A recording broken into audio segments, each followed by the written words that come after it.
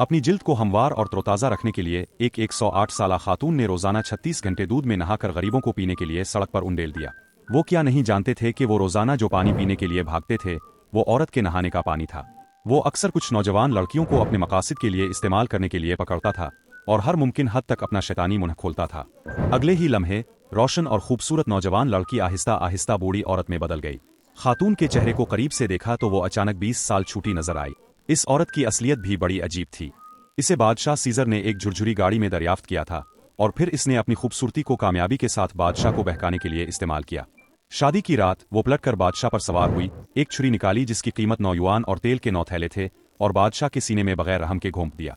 फिर इसने शहर का दरवाजा खोला और अपनी तारीक फौज को महल में जाने दिया। नाफरमान कुव्वतों को खत्म करने के बाद इसने अपना नाम मलिका रख लिया। इसने ओहदा संभालने के दूसरे दिन इसने शैतानी सिया जादू करना शुरू किया। 2 सिपाही एक अजीब चीज में ले गए।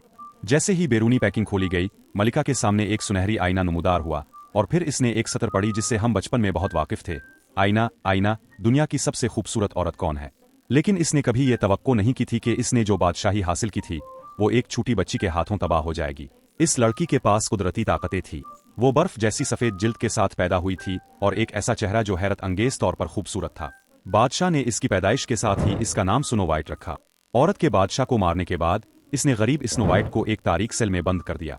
जैसे जैसे वक्त गुजरता गया, स्नो वाइट 10 सालों से तहने में बंद था। मलिका के दौर में हर जगह भूखे मुहाजिरीन थे, लेकिन चिकनी जल्द हासिल करने के लिए वो रोजाना दूध में नहाने पर इसरार करती थी और फिर उन सबको सड़क पर फेंक देती थी। दूध में नहाने के अलावा वो हर रोज जादुई आईने से पूछती कि दुनिया की सबसे खूबसूरत औरत कौन है।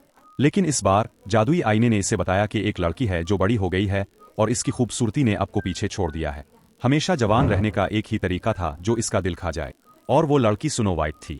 मलिका ने फौरन अपने भाई को हुक्म दिया कि वो स्नो वाइट का दिल निकालने के लिए तहने में जाए। लेकिन जब इस आदमी ने स्नो वाइट की खूबसूरती देखी तो वो दंग रह गया। गैर मुतवक्के तौर पर इसका चेहरा स्नो वाइट ने काट दिया।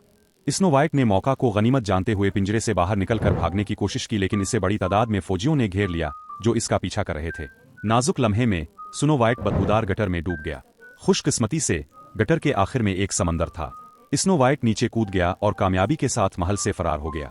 वो शहजादी की रहनुमाई करते दिखाई दे रहे थे। शहजादी ने करीब से ताक़ुब किया और देखा कि एक सफेद घोड़ा इसका मुंतजिर है। स्नो वाइट ने ज्यादा नहीं सोचा और सारे रास्ते सफेद घोड़े पर सवार हुआ, लेकिन वो फिर भी आने वाले फौजियों की तरफ से देखा गया था। शहजादी जो घबराहट में थी अंधेरे जंगल में डूब गई। गैर मुतवक्के तौर पर सफेद घोड़ा गलती से दलदल में गिर गया। ताक़ुब करने वाले करीब से करीब होते देखकर शहजादी को सफेद घोड़ा छोड़कर जंगल में छुपना पड़ा। आने वाले घड़ सवारों को भी दलदल ने रोक दिया, लेकिन मौत से भरा ये तारीक जंगल एक इंसानी महदूद इलाका था। जैसे ही शहजादी ने जंगल में कदम रखा, इसे लातादाद इफरीतों ने यूं उलझा दिया जैसे वो शहजादी के गोश्त और खून को पतला और बहाना चाहते हों। अब शहजादी जो थक गई थी और जमीन पर गिरकर बेहोश हो गई। मलिका को गुस्सा आया जब इसे मालूम हुआ कि शहजादी तारीक जंगल में छपी हुई है, क्योंकि इसका जादू तारीक जंगल में असर अंदाज हुआ था। इसलिए इसने अपने भाई से कहा कि वो वाहिद आदमी तलाश करे जो तारीक जंगल में दाखिल हुआ और आखिरकार बगैर महफूज बच निकला। वो हमारा हीरो था, थोर। मलिका चाहती थी कि थोर शहजादी को इनाम के तौर पर एक आला इनाम के साथ पकड़ ले, लेकिन चूंकि थोर इस साल अपनी बीवी को तारीक जंगल में ले गया और आखिरकार इसकी बीवी की अलमनाक मौत हो गई, थोर ने बराह रास्त मलिका की दरखास्त को मुस्तरद कर दिया। मलिका ने थोर की जान ले ली और कहा कि जब तक थोर स्नो वाइट को वापस ला सकता है वो थोर की बीवी को जिंदा करने के लिए जादू करेगी। अगरचे थोर को यकीन नहीं था कि मलिका लोगों को दोबारा जिंदा कर सकती है, लेकिन आखिरकार वो अपनी बीवी को देखने के लिए इस मुआहदे पर राजी हो गया। थोर ने अपनी गैर मामूली ट्रैकिंग की महारत का इस्तेमाल करते हुए फौरी तौर पर जंगल में शहजादी का सुराग ढूंढ लिया और आखिरकार शहजादी को एक बड़े दरख्त की जड़ों के नीचे छुपा हुआ पाया। मलिका का भाई इस शख्स को मांगने के लिए आगे बढ़ने ही वाला था, लेकिन थोर ने दूसरे फरीक से कहा कि वो पहले अपनी मुर्दा बीवी को जिंदा करे। गैर मुतवक्के तौर पर दूसरे फरीक ने कहा कि यह मलिका के लिए थोर को धोखा देने का सिर्फ एक जरिया था और मलिका लोगों को बिल्कुल जिंदा नहीं कर सकती थी। थोर, जिसे बेवकूफ बनाया गया था, इंतहाई गुस्से में था और इसने फौरन कुल्हाड़ी उठाकर दूसरे फरीक पर काट डाली। गुस्से में थोर इंतहाई बहादुर था और इसने फौरी तौर पर मौजूद तमाम सिपाहियों को शिकस्त दे दी। आखिरकार वो शहजादी को जंगल के किनारे ले गया।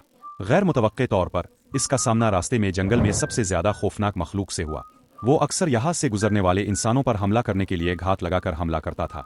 टरविल, जिसने काफी दिनों से खाना नहीं खाया था, अपने दरवाजे पर पहुंचाया हुआ खाना देखा तो वो कुदरती तौर पर अच्छा खाना चाहता था। इसके ताकतवर बाजुओं ने 1000 साल पुराने दरख्त को एक ही वार से तोड़ दिया। टरविल के शदीद हमले का सामना करते हुए हैमर को मालूम था कि उन दोनों के बचने की कोई उम्मीद नहीं है, इसलिए इसने शहजादी के फरार होने के लिए वक्त खरीदने के लिए मौत तक टरविल से लड़ने का फैसला किया। लेकिन पुरतशद्दुद टर्विल के सामने हथौड़ा बगैर हथौड़ा च्यूंटी की तरह था। टर्विल ने सिर्फ हथौड़ा को एक बेतरतीब ज़र्ब से बेहोश कर दिया। अभी जब टर्विल हथौड़ा खाने ही वाला था कि शहजादी अचानक गरज कर इसे रोकने के लिए बाहर निकली। टर्विल ने महसूस किया कि वो उकसाया गया था और एक ही लम्हे में बेनकाब हो गया था। लेकिन इस लम्हे टर्विल को अचानक महसूस हुआ कि कुछ गलत है। इसके सामने मौजूद लड़की में एक ताकतवर कुव्वत छपी हुई थी जिसने इसे बेचैन कर दिया था। और जब दोनों ने एक दूसरे को करीब से देखा तो टर्विल ने शर्म से अपना सर नीचे कर लिया। ये पता चला कि वो स्नो वाइट की खूबसूरती से मुतवज्जे हुई थी। आखिरकार वो शर्मिंदा होकर जंगल में छप गया। दूसरे फ्रीक को सही से गलत का पता नहीं चला और इसने हथौड़े को एक मोटे आदमी को पीटा। आखिरकार ये स्नो वाइट थी जिसने अपनी शनाख्त जाहिर करने के बाद अपना वजन कम किया। गैर मुतवक्के तौर पर बोनो का ये गिरोह बूढ़े बादशाह के वफादार प्रस्तार थे, क्योंकि बूढ़ा बादशाह अपनी जिंदगी में हमेशा एक मुअज़्ज़ज़ बादशाह रहा था। इसलिए उन बोनो ने दोनों के लिए मामलात को मुश्किल नहीं किया। फिर बोने उन्हें अपने घर ले गए, जहां आंखों के साथ कुत्ते का पेशाब करने वाला खड़ा था और हरी घास और फूलों वाला 1000 साला कछुआ था। यहाँ न सिर्फ हर किस्म के नायाब जानवर थे बल्कि खरगोशों पर सवार लूस भी थे। इस सब ने स्नो वाइट की आंखें खोल दे, लेकिन ये कुछ भी नहीं था। लूस की रहनुमाई में वो इस जंगल के सरप्रस्त से मिली। इस मुकद्दस और अजीम सफ़ेद हिरन ने स्नो वाइट को देखकर अपना सर झुकाया और इसे खुश दिल्ली से सलाम किया। इससे पता चलता है कि स्नो वाइट जिंदगी की अफसानवी माँ है और बुरी मलिका को ख़त्म करने के लिए मुंतखब की गई है। इसी वक्त एक और हादसा हुआ। एक जहर का तीर सफ़ेद हिरन पर चला। वो गिरजती और पतंगों से भरे आसमान में तब्दील होकर जंगल में गायब हो गई। शहजादी की हिफाजत के लिए बोने एक बड़ी फौज के साथ लड़े, जिससे शहजादी को फरार होने का काफ़ी वक्त मिला। हथौड़ा भाई बगैर हथौड़े के मलिका के छोटे भाई सफ़ेद बालों को बहा ले गया, लेकिन बाद में हथौड़ा भाई ने मौका गनीमत जाना है। सफ़ेद बालों वाली लड़की को कांटों से भरी शाख पर धकेल दिया गया और इसके जिस्म को सीधा छेदा गया। इसके साथ ही मलिका भी मुतासिर हुई, दर्द से ज़मीन पर लुढ़क गई और इसकी शक्ल 108 साला बूढ़े जैसी हो गई। दोबारा दुनिया की खूबसूरत तरीन खातून बनने के लिए इसे शहजादी का दिल खाना पड़ा, इसलिए वो सिर्फ स्नो वाइट को ही मार सकती थी। फिर चुड़ैल एक शहजादे की शक्ल में बदल गई और इसे जंगल में स्नो वाइट मिल गई। बोली शहजादी ने शहजादे को देखकर अपने तमाम दिफा को ठुकरा दिया। फिर शहजादे ने शहजादी को एक सेब दिया और शहजादी ने बगैर सोचे समझे इसे ले लिया और सीधा काट लिया। लेकिन सानिहा अगले ही सेकंड में हो गया। इसके हाथ में सुर्ख सेब फौरन बदसूरत हो गया। शहजादी की मरती हुई जिदोजहद को देखकर शहजादे का चेहरा अचानक मरोड़ उठा और आहिस्ता आहिस्ता चुड़ैल ने अपनी असली शक्ल दिखा दी। लेकिन फिल्म के विलन ज्यादा बात करने की अपनी बुरी आदत को कभी नहीं बदल सकते और उन्हें नॉन स्टॉप चहचहाना पड़ा। शहजादी को साफ जहन के साथ मरने के लिए इसने बताया कि इसके इस तरह बनने की वजह यह थी कि शहजादी की खूबसूरती ने इसका जादू हटा दिया, इसलिए इसे अपना खूबसूरत चेहरा वापस लेने के लिए स्नो वाइट का दिल खाना पड़ा। जब वो बोली तो चुड़ैल ने एक खंजर निकाला और अभी वो ये करने ही वाली थी कि हथौड़ा भाई वक्त पर शहजादे के साथ पहुंच गया और इसने चुड़ैल को काले कौवे के एक ग्रुप में मारा। इस वक्त शहजादी ने मलून सेब खाया और इसके बाद से गहरी नींद सो गई। शहजादे का बोसा भी इसे बेदार ना कर सका। चुनांचे हथौड़ा भाई और कई बोने शहजादी को वापस शहजादे के कले में ले गए। रात को हथौड़ा भाई शहजादी के कमरे में चला गया और जब स्नो वाइट बेहोश था, इसने ऊपर जाकर स्नो वाइट को बोसा दिया, फिर मुड़कर चले गए। वो शहजादी से बदला लेना चाहता था, लेकिन इसे कभी ये उम्मीद नहीं थी कि शहजादी जाग जाएगी। ये देखकर मैं सिर्फ ये कहना चाहता हूं कि अगर मुझे मौका दिया जाए तो मैं ये कर सकता हूं। अगरचे इस वक्त चुड़ैल कौवे में बदल गई और वापस कले की तरफ भाग गई, लेकिन वो भी शदीद जख्मी होकर बूढ़ी हो गई। फिर इसने बेदर्दी से 20 से ज्यादा नौजवान लड़कियों के जौहर जज्ब किए, आर्जी तौर पर इसकी खूबसूरत शक्ल और अपने ताकतवर जादू को बहाल किया। वो शहजादी के दिल पर कब्जा करने के लिए अपनी तमाम फौजें इस्तेमाल करने के लिए तैयार थी। इस वक्त स्नो वाइट ने अपने दस्तों की क़ियादत में चुड़ैल के कले पर हमला किया, लेकिन कला 3 अतराफ से समंदर में घिरा हुआ था और इस पर हमला करना मुश्किल था। इसे अचानक कले का गटर याद आया तो इसने 7 बौनों से पिछली फौजें बनने को कहा। अपने कद का फायदा उठाते हुए वो चुपके से महल में घुस गया। जब मुहाफिजों ने तवज्जो ना दी तो इसने शहर का दरवाज़ा खोल दिया। सिपाही एक लम्हे में शहर में घुस गए। अब लड़ाई शुरू हो गई। ये इसका हदफ था। सबकी आड़ में वो कामयाबी से महल में दाखिल हो गई। इस वक्त जमीन पर लड़ाई कुछ देर तक जारी थी। स्नो वाइट को अकेले दीवार पर चढ़ते देखकर थोर ने फौरन विलियम को इसकी हिमायत के लिए बुलाया।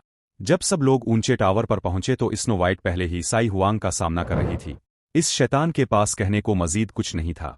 इसने बराह रास्त अपनी मुनफरिद महारत का इस्तेमाल किया और पत्थर की रूहों को तलब किया जो इस वक्त बादशाह के खिलाफ लड़ रही थीं। साई हुआंग के कंट्रोल में ये पत्थर की रूहें वाकई ऐसे जंगजू बन गईं जो लड़ सकते थे। थोर और दीगर पर हमला काफी तेज था। चंद बुनियादी घूंसों के अलावा सिर्फ थोर अभी तक बमुश्किल पकड़े हुए थे। साई हुआंग और स्नो वाइट अभी भी लड़ रहे थे। जंगल में लड़ाई में जख्मी होने के बाद साई हुआंग ने बड़ी तादाद में लड़कियों की तवानाई जज्ब की। इसकी मौजूदा जंगी ताकत ने बराह रास्त स्नो वाइट को कुचल दिया। वो बिल्कुल बेइख्तियार थी। ये देख कर के कोई सस्पेंस नहीं है, साई हुआंग ज्यादा वक्त ज़ाय नहीं करना चाहता था, इसलिए इसने स्नो वाइट के दिल में छुरी से वार किया। लेकिन स्नो वाइट ने इसे रोक दिया और इसकी कमर से खंजर निकालकर मलिका की बनियान पर वार किया। इस बार मलिका का चमकदार सुर्ख खून बह रहा था और फिर इस रफ्तार से उम्र बढ़ने लगी जो नंगी आंख से नजर आती है। शायद ये काम सिर्फ स्नो वाइट ही कर सकता है। कैस्टर मर चुका था और कंट्रोल शदा पत्थर की रूहें अपनी रूहानी ताकत को मुकम्मल तौर पर खो चुकी थीं। यहाँ तक कि कले का आसमान भी अब अंधेरे में नहीं डूबा था। हमारी स्नो वाइट वाकई एक मुक्की मलिका बन गई और इसी के साथ हमारी ये कहानी भी खत्म होती है।